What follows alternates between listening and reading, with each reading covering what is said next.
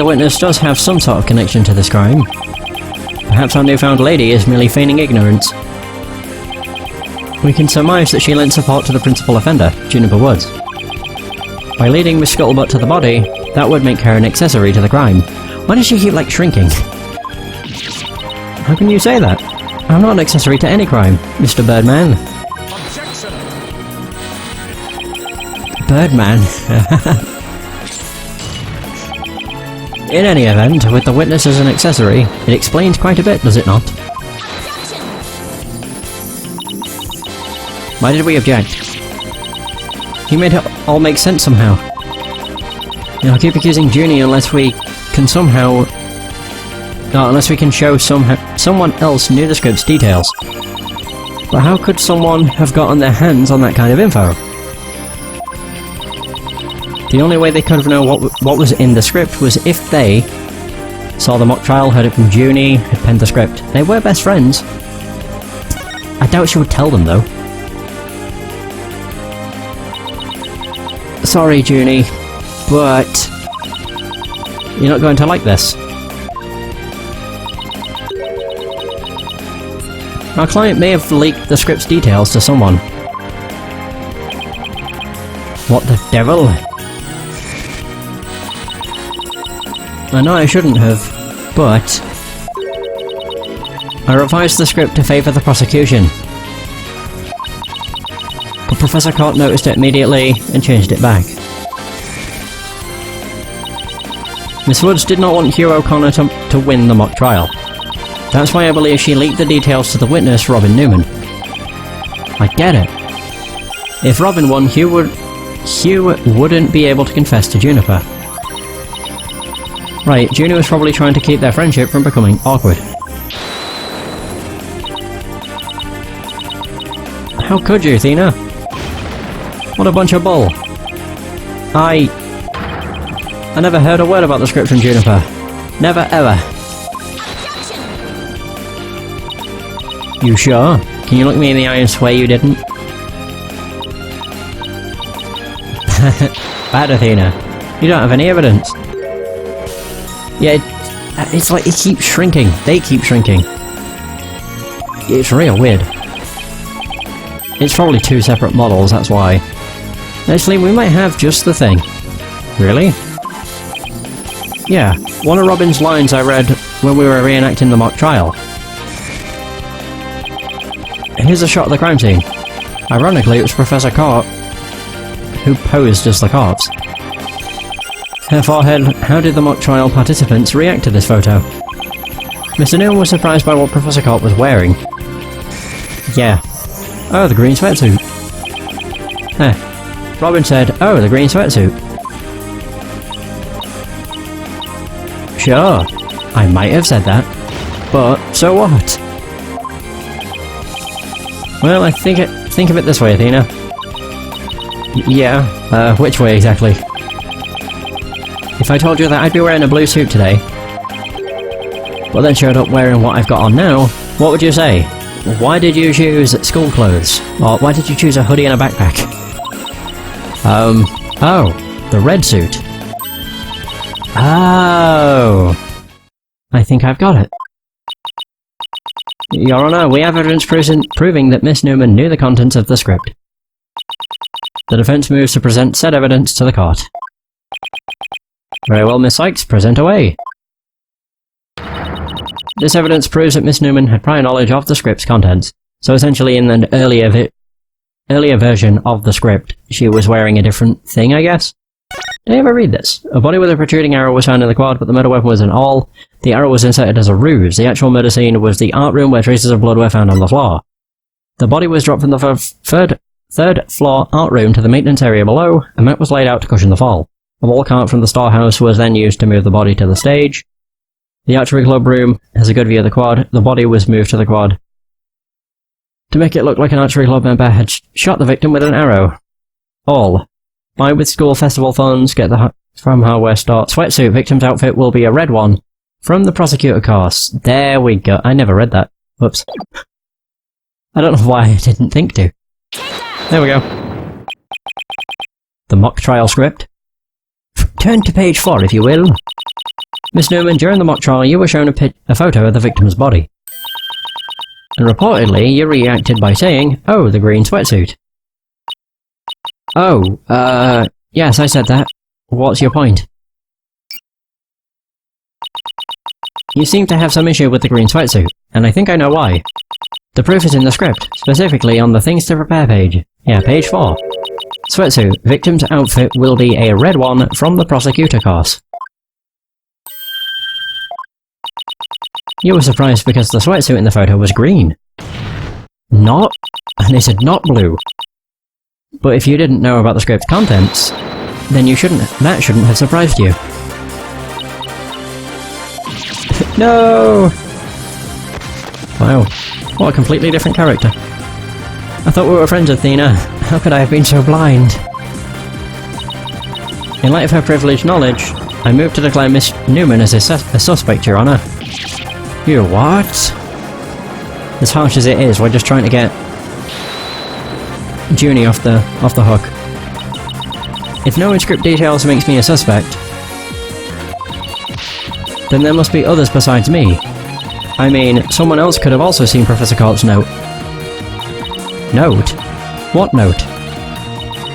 The Professor and Juniper were working together to prepare for the mock trial, but only one copy of the script was made to prevent it from being leaked.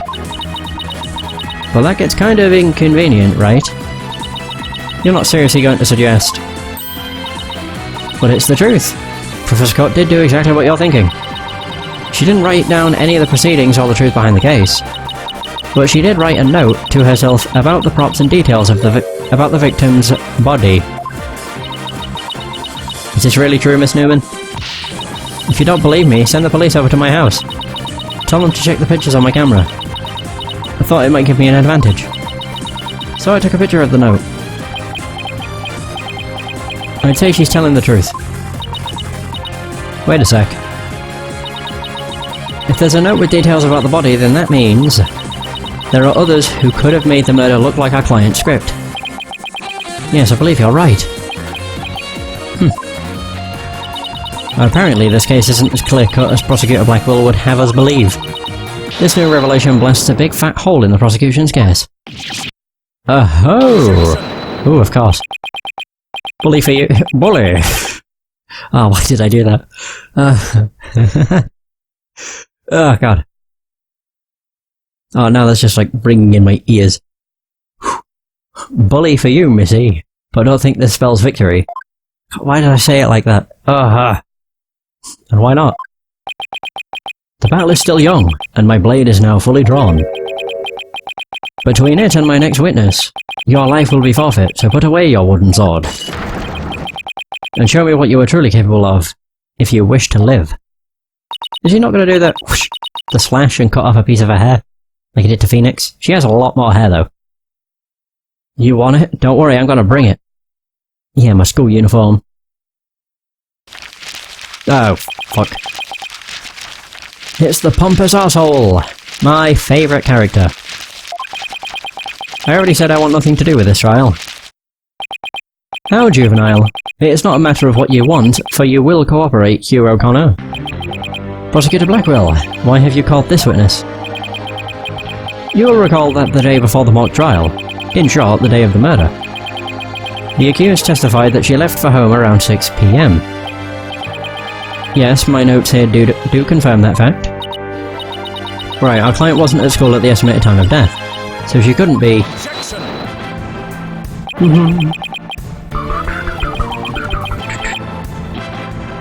Yeah, that was but a... I don't know how you say that word. Felicious?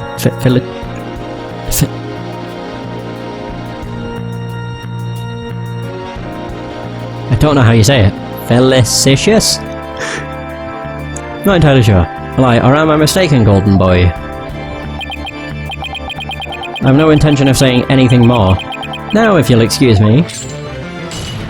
I'm surprised his cuffs are still intact. Hold on, I'm not through with you yet. It seems the rogue prosecutor has it out for me. Leave, and we just might discuss you-know-what. Oh. Wait, what does he know? No, wait. One little statement and Mr. Cool loses it? What's that all about? Here, look at his eyebrows twitch. I've changed my mind. I'll stay and testify. Are you sure, Mr. O'Connor? The word of a genius is as good as gold. Let's get on with this. Hugh O'Connor, a senior at Phoenix Legal Academy, lawyer of course. How's that? Just fine. Your testimony then. If you please. You're up against the top of the class now. I'd be careful if I were you. I know Junior would never lie like that.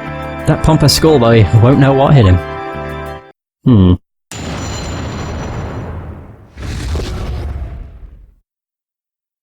Okay.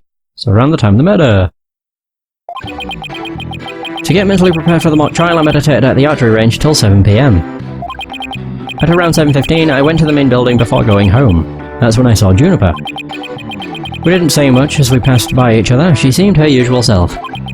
That's it. Anything else you'd like to ask? God, he really is a pompous prick. That is quite enough. Well done, golden boy. The final bell rings at 7 PM, at which point the campus is a desolate place. Now you will recall the tape recorder. You know the time of the voice recording? Oh, we know the time of the voice recording. It was 7:10 PM the day before the mock trial. That was the dark hour of this heinous crime. Do you have any proof of that? As its final bell, the school plays a special broadcast when the clock strikes 7. The female voice on the tape appears 10 minutes after that broadcast. The killer waited until the school was empty to spring her devious and deadly trap. The woman can be heard shouting "Uragana" recorded in the R room at 7:10 PM on the 23rd.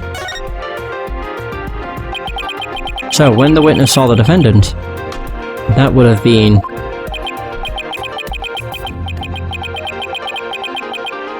Indeed, it was 5 minutes after the voice was captured on tape in the art room. Ergo, we know that the accused was still in the main building even after the killing. So the time of the murder and the time of when the body was moved. Great.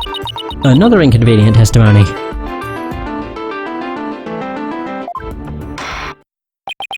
Miss Cykes, your cross-examination, please. Hell yeah. Okay. Let's do this, Hugh. Around the time of the murder. You meditate at the archery range till 7. So, do you meditate often?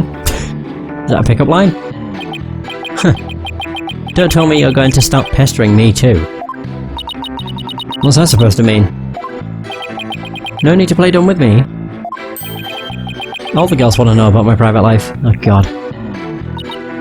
Huh? I'll remind the defense that this is a court of law, not a pickup spot. It seems Miss Fancy Pants' lawyer is smitten with the witness. Objection, objection, objection. I'm just trying to establish the witnesses. If you must know, I never go a day without meditating. Satisfied now, stalker girl? That's it. You better take that... For whoever there, Tiger. Just take a deep breath and relax. I'll just continue my testimony now if you don't mind. Wow. Around 7:15 PM, went to the main building before going home. That's when I saw Juniper. Our client has stated she went home at 6 PM. You and Professor Court were busy preparing for the mock trial together yesterday, right? Was that the last time you saw her? Yes. I left school at around 6 PM. No. Wrong. I don't know what she was doing, but Juniper was definitely at school after 7 PM. But I suppose neither side can prove one way or the other. Ugh. But if Ginny was there, that means she's lying. Truth be told, I only saw her for the briefest of moments.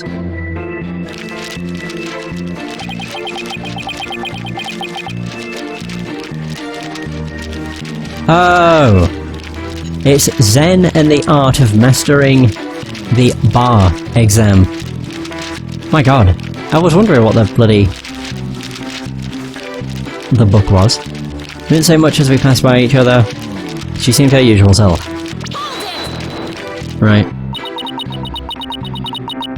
So you just walked past a good friend, barely saying a word. The final bell had already rung. They get mad when you stand around chatting. Then again, we're not like you people, talking endlessly in those annoyingly loud voices.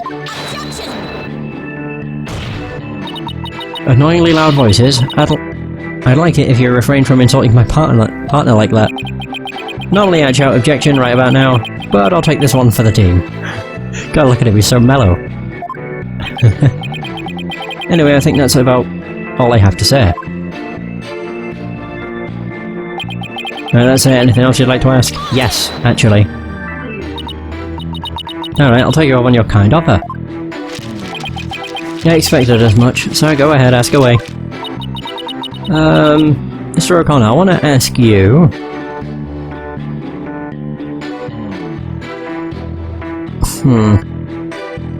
How did you prep for the mock trial? Do I have anything that I could use? Who's this? Oh yeah, her planner. What does it say?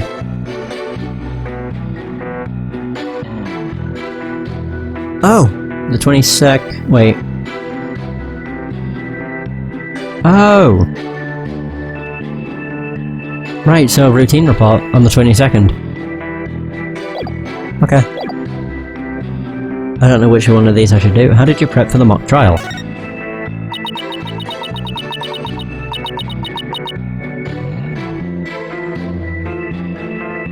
Please tell the court what you were doing on October 23rd, the day before the mock trial. Huh. That's an easy one. Nothing in particular. Nothing at all? You didn't help with the preparations? Huh. You don't get it, do you? I was merely playing the role assigned to me. I left the preparations and the like to others. My job was to be mentally prepared.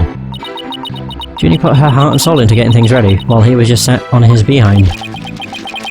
Just to reiterate, I spent most of the 23rd meditating at the archery range. I didn't talk to anyone until the school closed at 7 PM. I suppose a few archery club members did come and go while I was there. But you didn't talk to anyone. Not a single soul.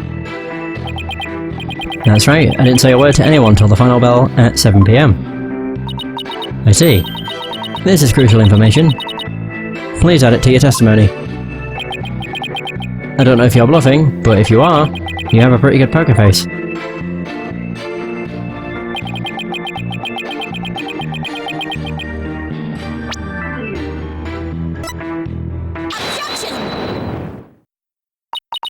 He didn't state after the final bell.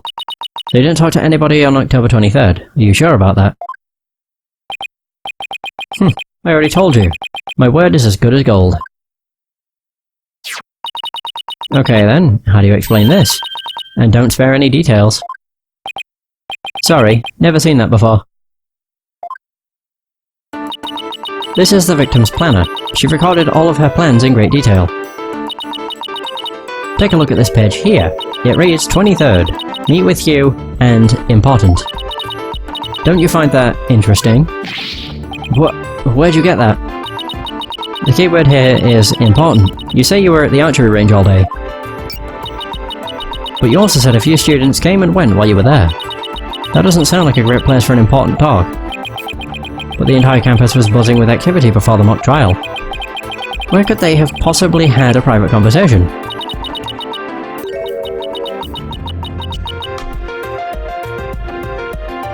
I thought about that too, but the situation changes after the last bell. What's this now?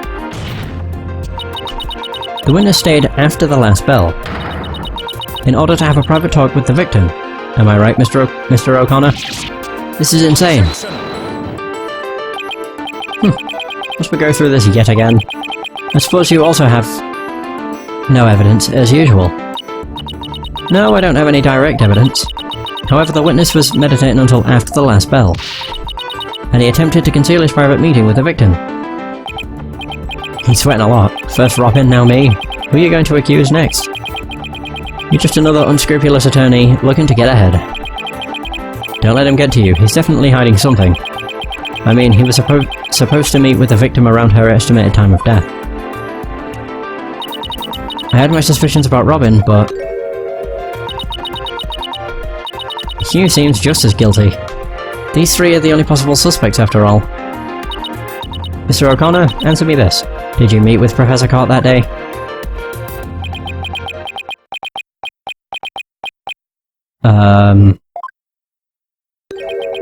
Sorry, Miss Jailbird Prosecutor. Or Mr. Jailbird Prosecutor. I don't mean to steal your thunder, but I've something to say. If it will save me some trouble, then by all means, speak away. If you would recall, Miss Cykes, the voice on the tape recorder was female. Knowing that, I'd like you to explain how I could possibly be a suspect. He has a point. Impressive. Golden boy here does shine gold indeed.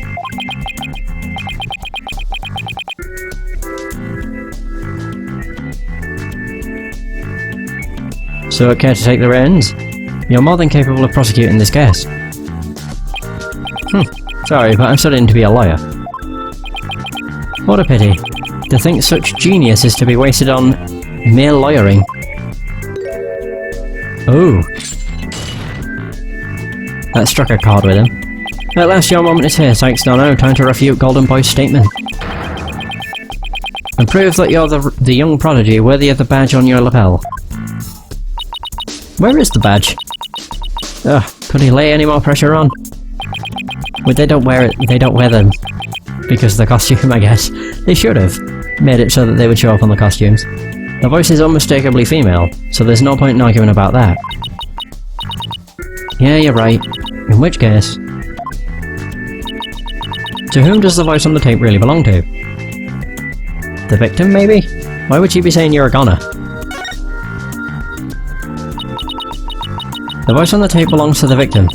That's the only thing that makes sense. Objection!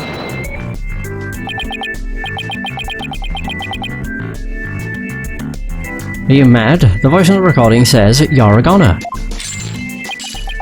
That is something a murderer shouts at their victim. Not the other way around. Yeah, that is a problem. You're a goner. You're a goner. You're a goner. Why are we going over it? Athena? You're a goner. You a goner. Hugh a corner. Oh!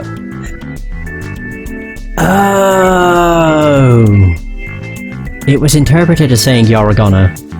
Was it actually Hugh O'Connor? Hugh O'Connor? Wait a second. Whoa, Athena. You're scaring me here.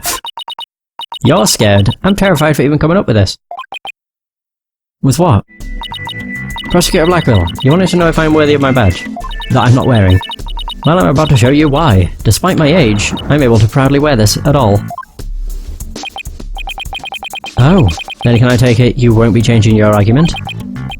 Still, it stands that it's a bit odd for the victim to be the one yelling, "You're a goner." I agree, if that's what the victim was saying, but it's not. I assume you have something to back up your assertion, Miss Cykes? Not exactly, but you don't have to add fuel to his fire, Your Honour. If it is indeed Professor Cort's voice on the tape, then she was shouting because she was... scolding O'Connor. I would like to call one basic fact into question. Is that shout on the tape really saying, "You're a goner"? What are you up to now, Athena? Professor Cort's planner says she was supposed to meet with the witness for an important talk. Perhaps our witness, despite being a genius, had done something wrong. And this made Professor Cort get angry with him during their private meeting. I don't see how this changes what we heard on the tape. Well, if you want to see how it changes things, then let's try a little experiment. Your Honour, I want you to yell at the witness as if you're mad at him. But, and this is important, use his full name. Okay, let's see. Hugh O'Connor. What did I do to deserve that? Yes, like that. Now try again, but faster. Hugh O'Connor. Oh. Or Hugh O'Connor. Hugh O'Connor. Hugh O'Connor. Hugh O'Connor. O'Connor, it would be. Wait a second. No, no, no. This can't be. Oh, but it is. You think I'd spend the energy to lead you this far if it wasn't true? Ah, but it is, Your Honor. Humans are not perfect. That's scientific fact. We sometimes mistake shadows for monsters, or the wind for voices. Now that you mention it. You can do this, Athena. Just give the old guy one more little push. The voice on the tape never was Yoragona. That's only what we thought we heard, when in fact it was the witness getting yelled at. The court will note that this is different from the selective hearing men are so good at. I think you're right, but what was that last part again? Never mind. The important thing is that the voice that was recorded isn't our client's. And since it was a victim scolding the witness, he must now join the list of suspects. Ooh! That face. I thought that testimony would suffice, but it seems it has come to this. I will not allow such... is it fallacious? Fallacious? Quibbles to upend this case. The prosecution has one final piece of evidence to present to the court. The evidence? What's it going to pull out now? Feast your eyes on this photo and let me see that insolent look vanish from within them.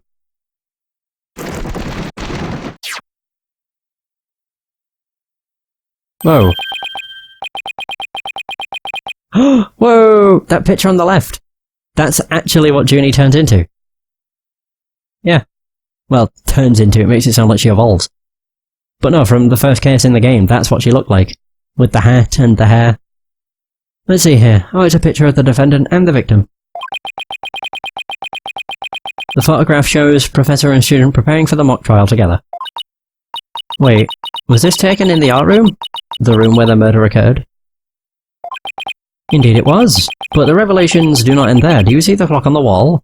Oh. 7:05. Junie is definitely not telling the truth. It reads 7:05, and 5 minutes before the voice was recorded on the tape. What? Oh dear. The accused brutally stabbed the victim to death 5 minutes after this photo was taken.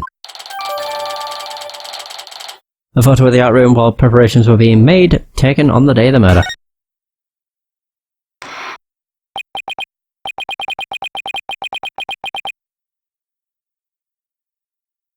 It seems the defendant's culpability in this crime is quite obvious.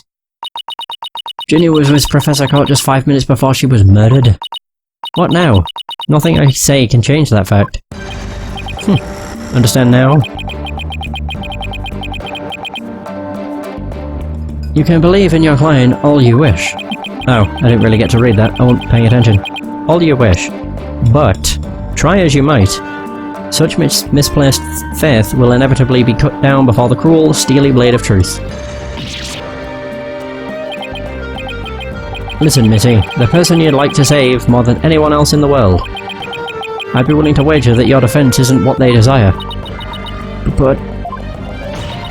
I became a lawyer so I could... You still fail to understand. After so much pain and defeat. The courts are not the play yards of little children dressed as lawyers. So before you break your back in failure, run along home and grow up.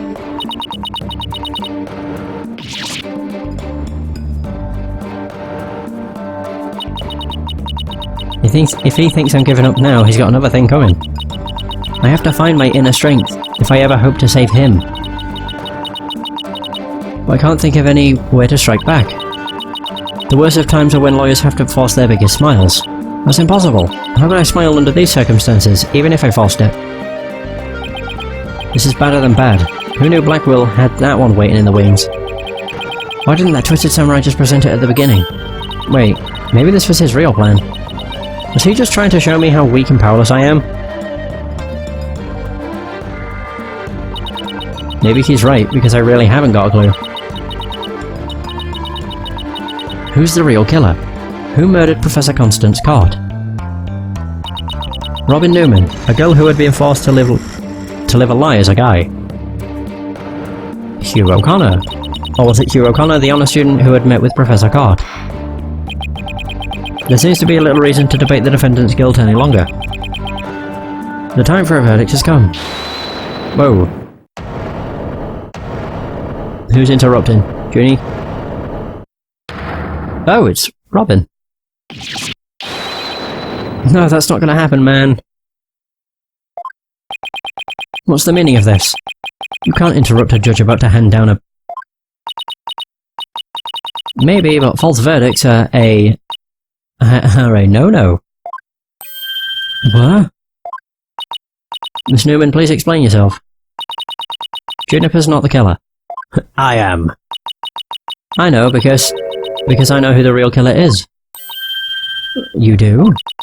You know who the real killer is? What is she up to now? Yep. I know, because the real killer is... me. Me? Okay. What? It was me, I did it alone. Just me. What the fuck is happening?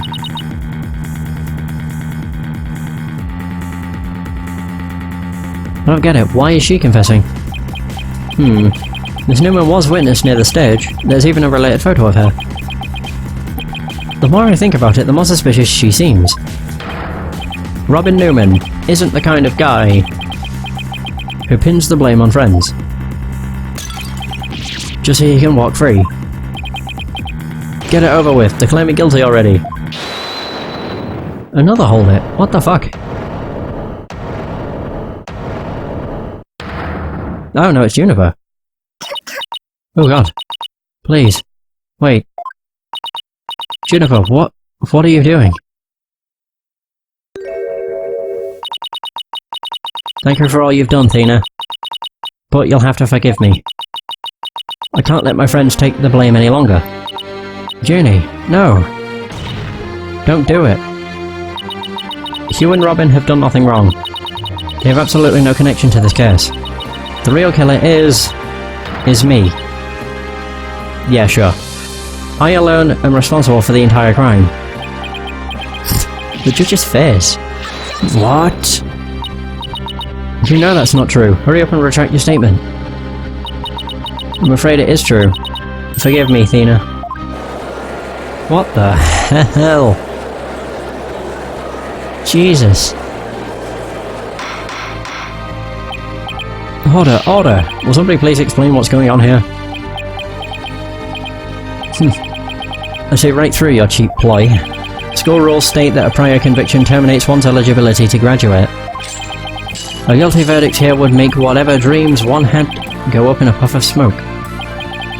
Oh, I wasn't aware. Even meek little mice will fight when cornered. A pitiful spectacle, I might add. These vermin are trying to protect each other, now that they've nowhere else to run. Protect each other? Wait. So was Robin trying to protect Junie too? If so, then the real killer is... Objection!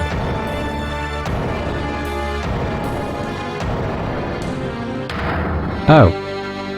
Is he confessing too? This whole thing's a joke.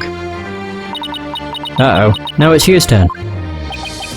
What is wrong with kids these days? I know what just crossed your mind, Miss Cykes.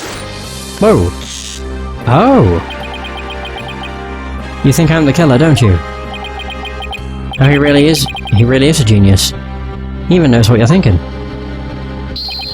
Huh. I think it's about time I told you the truth. I'll even get right to the point. It was me. I did it. Wait. What? So all three of them have confessed.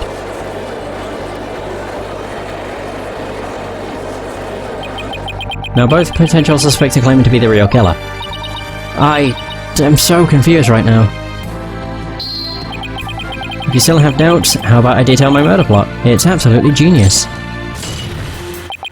Enough of this nonsense. This is a court of law, not the set of some high school drama. I say I have no choice. I'm afraid I'll have to... Hoi! Wait your boldness. I'm sorry, Prosecutor Blackwell, but I'm in no position to hand down a verdict just yet. I'm hoping that the defense and prosecution can come up with some airtight evidence. That is why I'm giving you both the rest of the day to continue investigating the case. Pinch me. I think I'm dreaming. Fine. Do as you wish. This brings today's proceedings to a close. Court is adjourned. What the hell happened? Jesus. Oh, okay. To be continued. Next session. I don't know actually. I might try and finish the case next session, but we'll see. Either way, that is going to be the end of this session. Thanks so much for watching. I hope you have enjoyed. And until next time, take care.